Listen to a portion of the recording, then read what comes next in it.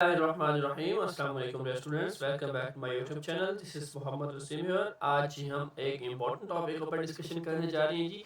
University वाली pre enrolment की बात कर रहे हैं हम, उसके रूल्स की बात करेंगे और कैसे आप लोगों ने अप्लाई करना है। अगर आप लोगों ने अभी तक इटली की किसी भी यूनिवर्सिटी में अपना एडमिशन सिक्योर कर लिया है या अभी तक आपका एडमिशन सिक्योर नहीं हुआ तो ये वीडियो आपके लिए है। ठीक है जी, जिन स्टूडेंट्स ने एडमिशन सिक्योर कर लिया वो ज़रा इस वीडियो को ज़रा गौर से देखेंगे, गौर से सुनेंगे मेरी बात पूरी। मैं यहाँ पे आपको हर एक चीज़ क्लियरली समझाने लगा हूँ। अच्छा जी, सबसे पहले जी हमारे पास स्टूडेंट्स जिनका एडमिशन अभी तक सिक्योर हो चुका है वो उनके लिए स्टेप 2 होता है कि वो अपनी प्री इनरोलमेंट करते हैं यूनिवर्सिटी इटाली के पोर्टल पे जाके। अब जी हमारे पास यूनिवर्सिटी इटाली का जो पोर्टल 2026-27 के लिए जो है ना वो ओपन हो चुका है। कुछ टेक्निकल टर्म्स हैं जिनका आप लोगों ने ख्याल रखना है, वो मैं आप लोगों को यहाँ पे समझाने लगा हूँ। उन चीज़ों को मद्देनजर रखते हुए आपने यहाँ पे अप्लाई करना है।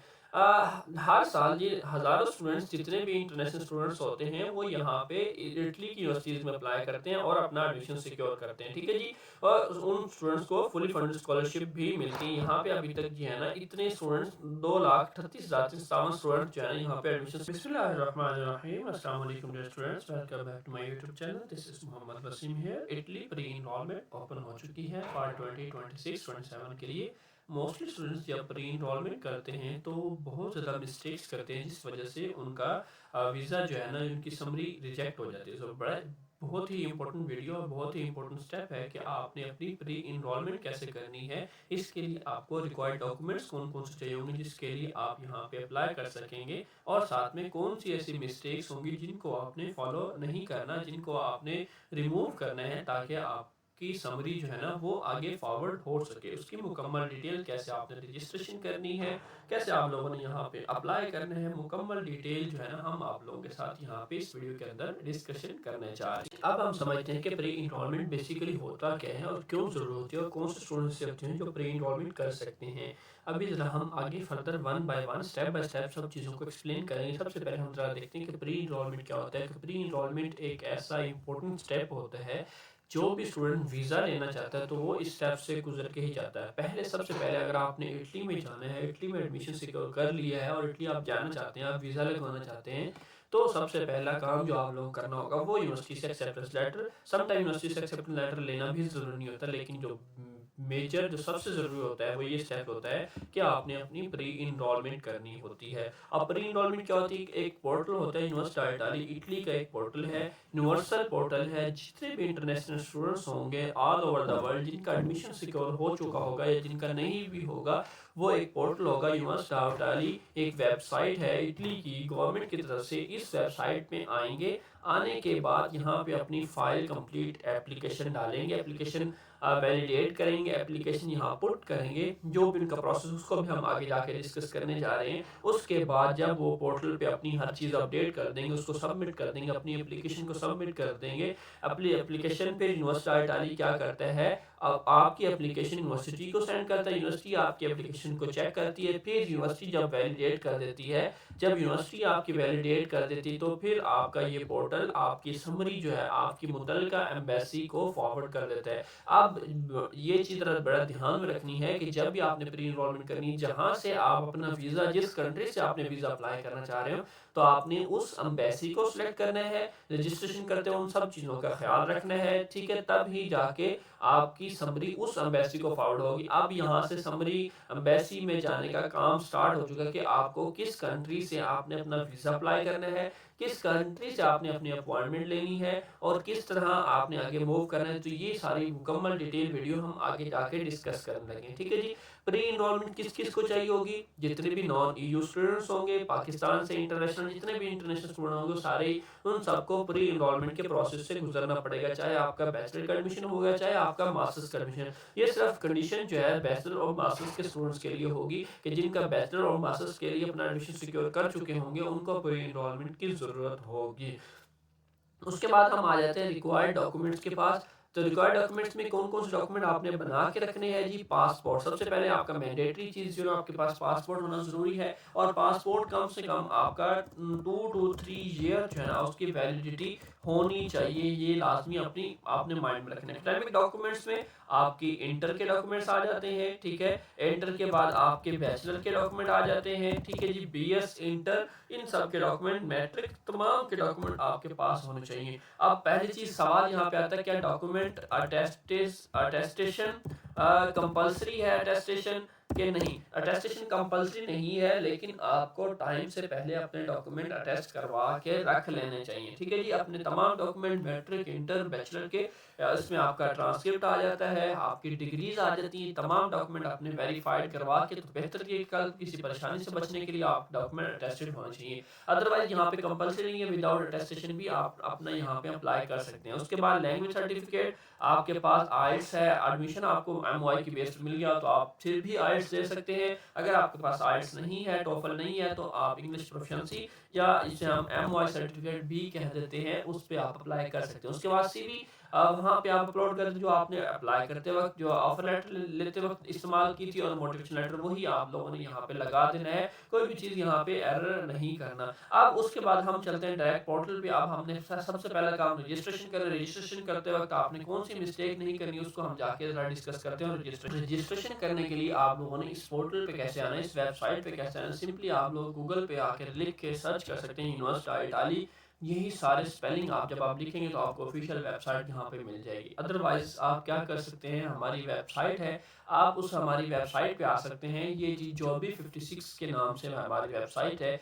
जब जहाँ पे आप आएंगे तो इसका लिंक मैं डायरेक्टली आपको प्रोवाइड कर दूंगा वीडियो के डिस्क्रिप्शन के अंदर। तो आप लोग जब भी ऐसे आएंगे तो यहाँ पे आपको मुकम्मल डिटेल इटली प्री इनरोलमेंट के हवाले से क्या क्या डिटेल है, सारी चीज़ें आपको यहाँ पे मिल जाएंगी। तो इस पे आने के बाद आपको यहाँ पे ऑफिशियल वेबसाइट का लिंक भी, अप्लाई ऑफिशियल वेबसाइट भी आप जा सकते हैं, तो आपको ऑफिशियल वेबसाइट का लिंक भी मिल जाएगा। इसके अलावा मैं डिस्क्रिप्शन के अंदर भी ऐड कर दूंगा। साथ साथ में आपको जो हमारी ये एप्लीकेशन है, ये आप अपने मोबाइल स्टोर के अंदर, एप्पल स्टोर के अंदर भी आप इंस्टॉल कर सकते हैं, ताकि आपको न्यू अपडेट जितनी भी हम स्कॉलरशिप अपने यूट्यूब चैनल पे, व्हाट्सएप पे अपडेट करते हैं, तो साथ में यहाँ पे भी आपको ब्लॉग की सूरत में मिल जाती है ऑफिशियल वेबसाइट्स वगैरह, ऑफिशियल लिंक भी, सब कुछ आपको मिल जाता है। कोई भी स्कॉलरशिप के आप अलर्ट्स वगैरह लेना चाहते हैं तो आप यहाँ पे हमें मेल करके बता सकते हैं। हम आपको जो भी स्कॉलरशिप आएगी आपको फ्रीली यहाँ पे आपको मेल आती रहेगी कि ये स्कॉलरशिप जो है ना अब ओपन हो चुकी है। अच्छा जी, अब इस वेबसाइट पे आप लोगों ने जब आ जाना, जब जैसे आप इस वेबसाइट पे आ जाते हैं, इटालियन यूनिवर्सिटी की, ये यूनिवर्सिटी इटाली की वेबसाइट के ऊपर ये जो आपको आइकन नजर आ होगा, यहाँ पे आप लोगों ने इस आइकन पे करना है क्लिक। अब जैसे आप यहाँ पे क्लिक करते हैं तो आपको कुछ इस तरह का जो है ना एक न्यू पेज जो है ना वो यहाँ पे दिखाई दे देगा। अब यहाँ पे इसको मैं ट्रांसलेट कर लूँगा। ट्रांसलेट करने के बाद अब वो चीज़ें हैं जो कॉमन मिस्टेक्स आप स्टूडेंट्स करते हैं वो नहीं आप लोगों ने करनी। हम यहाँ पे पर्सनल क्रेडेंशियल यूनिवर्सिटी यहाँ पे क्लिक करेंगे। अब यहाँ पे क्लिक करने के बाद हम लोग न्यू आए हैं, फर्स्ट टाइम आए हैं, तो हम क्या करेंगे, खुद को रजिस्टर पे क्लिक कर देंगे। अब रजिस्टर पे क्लिक करने के बाद यहाँ पे आपकी जो पर्सनल डिटेल है आप लोगों ने वो यहाँ पे ऐड करते जाना है, ठीक है जी। अपनी मेल है, खासकर आप मेल वही आपने यूज़ करनी जो आपने अप्लाई करते वक्त ली थी, जो अप्लाई करते वक्त आपने यूज़ की थी, वही आप मेल करें तो ज़्यादा बेहतर रहेगा। अगर आप किसी कंसल्टेंट के थ्रू करवा रहे थे तो हमेशा हम ये सजेस्ट करते, जब भी हम अप्लाई करते हैं हम स्टूडेंट्स की खुद की मेल यूज़ करते हैं। तो आप क्या करें, कंसल्टेंट्स को कहें कि वो आपको वो मेल दे दें, मेल की एक्सेस दे, ताकि आप उसी मेल को लेकर आगे फॉलो कर सकें। नहीं तो फिर एक न्यू फ्रेश मेल बनाएं, फ्रेश मेल बना के आप यहाँ पे अपनी रजिस्ट्रेशन लेके आगे चल सकते हैं। उसके बाद आपका पर्सनल डाटा आपने एंटर करना है, अपनी सिटीजनशिप, जैसे आप सिटीजनशिप एंटर करते हैं तो आपका टैक्स आईडी कोड वगैरह यहाँ पे ऑटो जनरेट, या इस पेंसिल पे आप क्लिक करते हैं तो ये ऑटो जनरेट यहाँ पे हो जाता है। उसके बाद सिलेक्शन ऑफ डॉक्यूमेंट टाइप, अब यहाँ पे सबसे पहले जी आप लोगों ने अपना पासपोर्ट सेलेक्ट करना है। उसके बाद document number, issued by, document valid from, validate from, ठीक है जी। उसके बाद आप आ जाएंगे रेजिडेंस के ऊपर कि आपका डोमिसाइल, ठीक है जी, आपका किस कंट्री का है डोमिसाइल, आप अपना कंट्री का मेंशन करेंगे कि फलां, या आप किसी अदर कंट्री में रहते हैं, किसी और कंट्री में रहते हैं, ठीक है जी। आप पाकिस्तान में रहते हैं, पाकिस्तान स्टूडेंट है, और किसी और जगह से अपना अप्लाई करना चाहते हैं तो आपने यहाँ से जो रेजिडेंसी है आप अपनी वहाँ से उस कंट्री की यहाँ पे सिलेक्ट कर सकते हैं। आप अपना कंट्री पाकिस्तान सेलेक्ट कर सकते हैं, यूनाइटेड स्टेट सेलेक्ट कर सकते हैं, जहाँ से भी आप बिलोंग करते हैं, ठीक है जी, या जहाँ पे अभी करंटली आप जॉब कर रहे हैं, सऊदी अरबिया में, आप दुबई में, आप कहीं भी किसी भी कंट्री के अंदर हैं, आप यहाँ पे अपना वो कंट्री सेलेक्ट करें, अपनी रेजिडेंस का पोस्टल कोड लिखें, रेजिडेंशियल एड्रेस लिखें और उसके बाद पासवर्ड लगाएं। यहाँ पे पासवर्ड लगाने के बाद, ठीक है जी,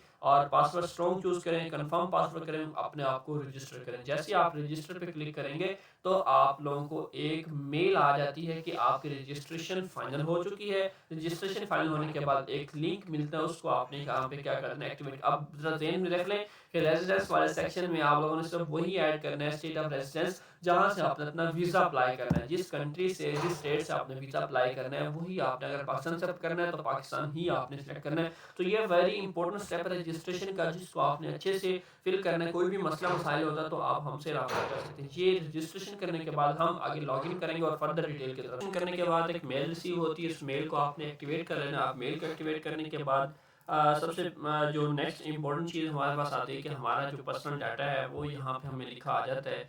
अब होने के बाद हम स्क्रॉल डाउन करते हैं, यहाँ पे हमें कुछ मेंशन होकर नज़र आ रहा है कि non use citizen applying for study is visa for Italy, तो प्री इनरोलमेंट एप्लीकेशन यहाँ पे रिक्वायर्ड हमें फिल करनी है। तो हमने यहाँ पे अपनी प्री इनरोलमेंट एप्लीकेशन पे क्लिक करना है। जैसे हम इसको क्लिक करते हैं तो ये पोर्टल थोड़ा सा सम टाइम डाउन हो जाता है सर्वर, तो परेशान होने की जरूरत नहीं है, तो आप इजीली यहाँ पे अपना आ सकते हैं। अच्छा जी, अब आप यहाँ पे जैसे आप क्लिक करते हैं तो आपके पास कुछ इस तरह की नई पेज मिल जाता है। अब यहाँ पे आपसे वो कहता है कि यूजफुल इन्फॉर्मेशन है, इसको आपने रीड आउट कर लेना। रीड आउट करने के बाद कोई मसला होता है आपकी, या ऑलरेडी कोई पर्सनल डाटा के अंदर आपने कोई चीज़ मिस्टेक कर दी है, ठीक है, कोई मिस्टेक होगी है पर्सनल डाटा के अंदर, कोई भी चीज़ आप सही करना चाह रहे हैं, तो फिर आपके पास जो टेक्निकल सपोर्ट है यहाँ पे आपके पास अवेलेबल है, आप जाके अपनी चीज़ें चेंज वगैरह कर सकते हैं, ठीक है। उसके अलावा अगर आपने कहीं और प्री इनरोलमेंट की एप्लीकेशन अपनी कैंसिल करनी है, ठीक है, तो रिज्यूम करनी है, कोई भी मसला मसाइल है, तो आप यहाँ पे टेक्निकल सपोर्ट पे जाएंगे, अपनी मेल करेंगे, अपनी कॉपी ऑफ पासपोर्ट साथ लगाएंगे और इनको बता देंगे कि ये मसला, ये इश्यूज़ आ रहे हैं, मुझे ये रिजॉल्व करके दें, तो वो आपको रिजॉल्व। अगर आप अपनी प्री इनरोलमेंट एप्लीकेशन कैंसिल भी करना चाहेंगे तो यहाँ से आपकी कैंसिल भी हो सकती है, ठीक है जी। उसके बाद हमारे पास नेक्स्ट क्या आएगा, न्यू प्री रजिस्ट्रेशन एप्लीकेशन पे हम क्लिक करेंगे। यहाँ पे जैसे क्लिक करेंगे तो हमारे पास स्टेप ए जो है ना हमारा स्टार्ट हो जाता है। अब स्टेप ए को कंप्लीट फिल करने से पहले मैं कुछ चीज़ें आप लोगों से डिस्कस करना चाहूँगा जो बहुत ज़्यादा इंपॉर्टेंट और बहुत ज़्यादा ज़रूरी है। उसके बाद जो है ना हम नेक्स्ट स्टेप और जो इसके अंदर एडिशनल इन्फॉर्मेशन जो चीज़ें हैं वो जो हमने फिल करनी है, वो कैसे फिल करनी है, वो सारी चीज़ें आपको दिखाने के बाद हम नेक्स्ट। अच्छा जी, अब मेन चीज़ ये है कि अगर आपका यूनिवर्सिटी ने एक्सेप्टेंस लेटर आपको दे दिया है तो इसका मतलब ये नहीं कि आपका वीज़ा ग्रांटेड है। वीज़ा ग्रांटेड करने के लिए आपको अपनी प्री इनरोलमेंट के स्टेप कंप्लीट फॉलो करने पड़ेंगे, स्टेप बाय स्टेप। जो चीज़ हम बता रहे हैं उसको अपने फॉलो करना है, एज इट इज़ जैसे हम बता रहे हैं वैसे ही लेके चलना है। अब इसकी डेडलाइंस की बात कीजिए, कुछ स्टूडेंट्स के बाद मसले मसाइल ये होते हैं कि उनके पास डिग्री नहीं होती, अभी तक डिग्री अभी उनकी पेंडिंग है, डिग्री अभी नहीं आई, तो उनके पास टाइम है कि अभी वो जब से उनकी डिग्री आ जाए, जब उनकी डिग्री उनके पास मौजूद हो, आ जाए, तब वो जाके अपनी प्री इनरोलमेंट कर सकते हैं। लेकिन आपने कोशिश यही करना है कि सो अर्ली एज पॉसिबल, जितना आपसे हो सकता है आप अपनी प्री इनरोलमेंट को फाइनल, जैसे आप प्री इनरोलमेंट करेंगे तो ये आगे के मामला जो है ना स्टार्ट हो जाएंगे। आपके लिए जो वीज़ा अप्लाई करने की जो लास्ट डेट है वो 30 नवंबर है। 30 नवंबर 2026 से पहले पहले आप लोगों ने यहाँ पे अपना वीज़ा, अपनी फाइल जो है ना वो कंप्लीट करनी। तो आपने अपनी समरी, अपने मामला इसी हिसाब से रखने कि आप 30 नवंबर से पहले पहले अपनी एप्लीकेशन, जो वीज़ा फाइल की एप्लीकेशन है वो आप इनके जो एम्बेसी है या मुतलका जो भी कॉन्सुलेट है उसमें आप अपनी सबमिट कर चुके हैं, ठीक है। 30 नवंबर से पहले पहले आपने अपने तमाम मामला को कंप्लीट करना है। वीज़ा रिक्वायरमेंट की हम बात कर लेते हैं कुछ, हमने प्री इनरोलमेंट के डॉक्यूमेंट डिस्कस कर लिए कि ये डॉक्यूमेंट्स आप साथ लगाने। अगर आपके पास डॉक्यूमेंट टेस्टेड नहीं है तो बेहतर यही है कि आप 5-7-10 दिन के अंदर टेस्टेड हो सकते हैं तो टेस्ट करवा के फिर आप प्री इनरोलमेंट करें, तो ये ताकि चांसेस से आप बच सकें। मैं आपको ऑलरेडी हर चीज़ बता चुका हूँ, ठीक है जी। अब ज़रूरी चीज़ ये है कि वीज़ा के लिए, वीज़ा रिक्वायरमेंट के लिए आपको क्या चीज़ ज़रूरी है, वो चीज़ें इन्फॉर्मेशन मैं आपको बता रहा हूँ, जो इनकी इंपॉर्टेंट इन्फॉर्मेशन जो इन्होंने अपनी पोर्टल पे, वेबसाइट पे दी हुई थी, वही मैं आप लोगों के साथ डिस्कस कर रहा हूँ। कि अब जो है ना जो बैंक स्टेटमेंट की अगर हम बात करें तो 10,180 यूरो पर ईयर है ना आपको बैंक स्टेटमेंट शो करना पड़ेगी, फंड्स ये शो करना पड़ेंगे, ये लाजमी है। एक से ज़्यादा होनी चाहिए, इससे कम नहीं चाहिए। लास्ट टाइम जो या हर साल जो है 7,000 यूरो तकरीबन मिनिमम होते थे, लेकिन अब जो है उन्होंने बढ़ा के 7,000 यूरो से 10,180 यूरो कर दिए हैं। इतनी आपको बैंक स्टेटमेंट शो करना पड़ेगा। अकोमोडेशन का प्रूफ आपके पास होना चाहिए, वहाँ पे आपने अपने आप कोई हॉस्टल लिया हो, कोई रूम लिया होना चाहिए, उसका प्रूफ भी साथ लगाना है और साथ में मेडिकल इंश्योरेंस भी आपका साथ होना चाहिए। ये तब होगा ये जब वीज़ा की हम बात करें, ये उसकी बात नहीं करें, प्री इनरोलमेंट के लिए, ये वीज़ा के लिए आपको ये चीज़ें चाहिए होगी। अब एम्बेसी क्या करती है जी, जब आपकी समरी एम्बेसी को फॉलो, तो एम्बेसी आपका बैकग्राउंड चेक करती है, फाइनेंशियल कंडीशन चेक करती है, स्टडी के रेलेवेंस आपका बैकग्राउंड वगैरह चेक करती है, ठीक है जी। तमाम डॉक्यूमेंट लगाने के बाद, ये सारी चीज़ें लगाने के बाद जो है आप लोगों ने यहाँ पे अप्लाई कर देना है। मैंने आप लोगों को डेडलाइन भी बता दी, ठीक है जी। आपने तमाम अपने डॉक्यूमेंट एक्यूरेट डॉक्यूमेंट लगाने हैं, ठीक है जी। कोई जल्दी नहीं करनी, कोई मिस्टेक नहीं करनी, ताकि हर चीज़ ओके और आपने अच्छे से हमारी वीडियो को देखते हो हर एक चीज़ को फॉलो करना है। फॉलो करते हुए आपने यहाँ पे अपना अप्लाई करना है। अब जरा हम चलते हैं दोबारा पोर्टल के, हमने अपना स्टेप बी सी कैसे फॉलो करना है उसको हमने स्टेप ए में हमने अपना सबसे पहले यहाँ पे अपना ईयर सेलेक्ट कर लेना है। ईयर हमारा 2026-27 जो है ना यहाँ पे आपको शो हो रहा है। उसके बाद आपका पर्सनल डाटा जो आपने मेंशन किया वो सारा यहाँ पे आपको शो हो रहा होगा। यहाँ पे हर एक चीज़ आपको जनरेट, कुछ भी छेड़ने की जरूरत नहीं है आपको। उसके बाद आप गो टू स्टेप बी, यहाँ पे कहता है हाउस नंबर अपना मेंशन कर दें। हाउस नंबर है तो आप लिख सकते हैं, अदरवाइज आपने अपना 00 यहाँ पे पुट करके अपना गो टू स्टेप बी पे आप जा सकते हैं। दो चीज़ आपने स्टेप ए में लिखनी है, जस्ट आपका हाउस नंबर यहाँ पे आएगा और उसके बाद सिंपली जो चीज़ है आनी है वो यहाँ पे आपकी आनी है कि आपने अपना क्या कहते हैं, हमने सेशन सेलेक्ट किया था 2026-27 हमने सेलेक्ट किया। उसके बाद यहाँ पे दो चीज़ें आपकी ऐड होनी है, पासपोर्ट फ़ोटो इमेज और पासपोर्ट इमेज। आपने अपनी अच्छी पिक्चर पासपोर्ट फ़ोटो जो आपकी होती है वाइट बैकग्राउंड के साथ, ब्लू बैकग्राउंड के साथ जो है ना आपने अपनी यहाँ पे पिक्चर ऐड करनी है। यहाँ पे अपने पासपोर्ट की पिक्चर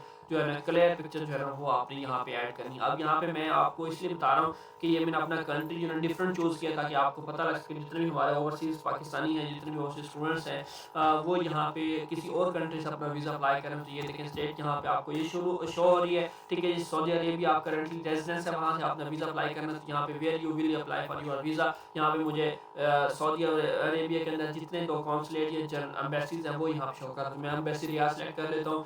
जो कंट्री आप लोगों ने रजिस्ट्रेशन के टाइम सेलेक्ट करना है वही रेजिडेंस के अंदर वही आपको आपका यहाँ पे आपने अप्लाई करना होगा, वहीं से ही आप आगे फर्दर जो है ना अपने मामला लेके चल सकते हैं। तो इसको बड़ा अच्छे से और ध्यान से लेके चलें, ठीक है जी। Please indicate the reason for the requesting for the visa. आप वीज़ा आप क्यों अप्लाई करना चाहते हैं, want to enrol course of study. जी हाँ, मेरे पास कोर्स ऑफ स्टडी है जिसमें अप्लाई करना चाहता हूँ। उसके बाद अब यहाँ पे सबसे मोस्ट इंपॉर्टेंट चीज़ ये है कि अपना इंस्टीट्यूशन, जिस इंस्टीट्यूशन के अंदर आपका मतलब एडमिशन हुआ है कौन सा है, उसको आपने अच्छे से और सही से सिलेक्ट करना है। पहले हमने अपनी इंस्टीट्यूशन यूनिवर्सिटी सेलेक्ट कर ली। अब हमने यूनिवर्सिटी का नेम बताना है कि हमारी कौन सी यूनिवर्सिटी है जिसका हमने एडमिशन सिक्योर कर लिया है, और हम उसकी प्री इनरोलमेंट कर यहाँ से अपनी यूनिवर्सिटी का नाम सेलेक्ट करना है। अगर आपको फील्ड वर्क पोर्टल थोड़ा सा सही हो रहा है, अपडेट हो रहा है, अगर आपको यूनिवर्सिटी आपकी आप नहीं मिलती तो परेशान होने की ज़रूरत नहीं है। आप इसको कुछ टाइम के बाद दोबारा चेक करेंगे तो आपको तमाम यूनिवर्सिटीज़, अभी तो फिलहाल आई थिंक सपोर्ट तमाम यूनिवर्सिटीज़ यहाँ पे मुझे शो हो रही हैं